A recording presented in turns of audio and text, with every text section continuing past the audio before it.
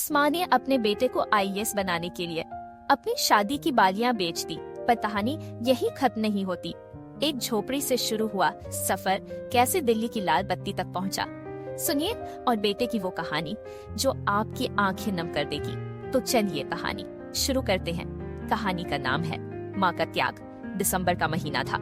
झोपड़ी की दीवारों से सर्द हवा भीतर आ रही थी। एक कोने में पुरानी सिलाई मशीन के सामने शांति बैठी थी। उंगलियां सूजी हुई थी, आंखें थकी हुई, लेकिन हाथ रुक नहीं रहे थे। घर का चूल्हा सिर्फ तभी जलता था जब उसकी मशीन चलती थी।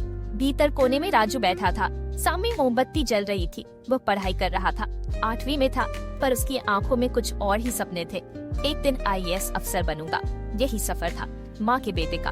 माँ, तुम इतनी रात तक क्यों बैठी हो? राजू ने पूछा। शांति मुस्कुराकर बोली, तू अफसर बनेगा राजा। माँ तो बस बटन ताक रही है। 4 साल पहले शांति का पति एक दुर्घटना में चला गया। उसी दिन से उसकी असली लड़ाई शुरू हुई।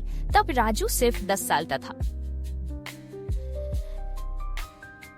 मैं कोई कमाने वाला नहीं था, लेकिन शांति ने हार नहीं मानी। दिन भर घरों में काम, कपड़े सिलना और रात को मशीन पर काम। वो खुद को सोने नहीं देती।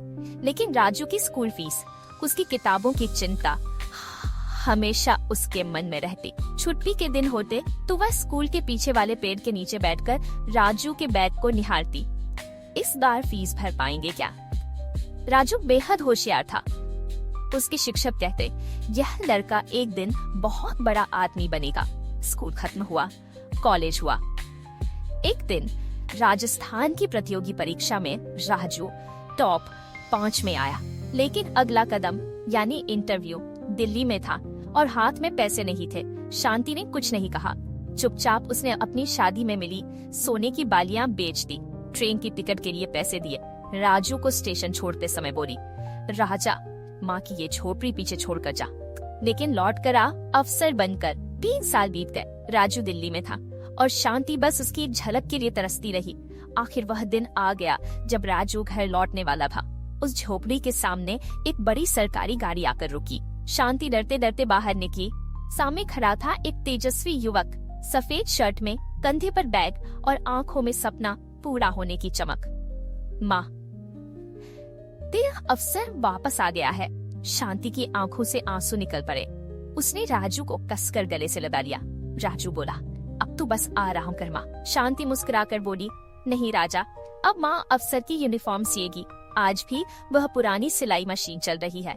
बस फर्क इतना है, वह झोपड़ी अब पक्का घर बन चुकी है और शांति मैडम अब उस इलाके में आईएएस बच्चों की माँ के नाम से जानी जाती है। यह कहानी सिर्फ एक माँ की नहीं, बल्कि हर उस औरत की है जो खुद टूटती है लेकिन अपने बच्चों के सपनों को उड़ान देती है। ऐसी कहानी सुनना चाहते हैं तो कमेंट बॉक्स में ओके लिखिए और चैनल को लाइक, सब्सक्राइब करें ताकि आपके पास